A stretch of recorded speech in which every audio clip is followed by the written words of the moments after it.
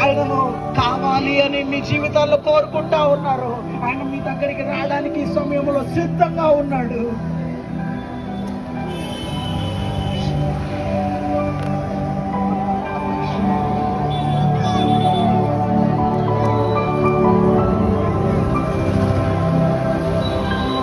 మీ జీవితంలోకి రావడానికి ఆయన సిద్ధంగా ఉన్నాడు. ఇక నుంచి నీ జీవితాన్ని నువ్వు నడపడం కాదు, ఇక నుంచి నీ జీవితాన్ని నడిపేది నేను అని అంటా ఉన్నాడు ఆయన. నువ్వు బాధగా ఉండడానికి, నువ్వు లేమిలో ఉండడానికి, నువ్వు సమస్యలతో ఉండడానికి ఆయన నిన్ను పుట్టించలేదమ్మా. ఒక్కసారి నీ జీవితం మీదికి, నీ కుటుంబం మీదికి, నీ సమస్యల మీదికి ఆయనకు అధికారాన్ని ఒప్పుకో. అయ్యా, నా మొత్తం జీవితం మీదికి నీ అధికారాన్ని ఒప్పుకుంటా ఉన్నానయ్యా. ప్రతి చీకటి శక్తి, ప్రతి అపవిత్రాత్మను నీ నామములో బంధిస్తా ఉన్నాను.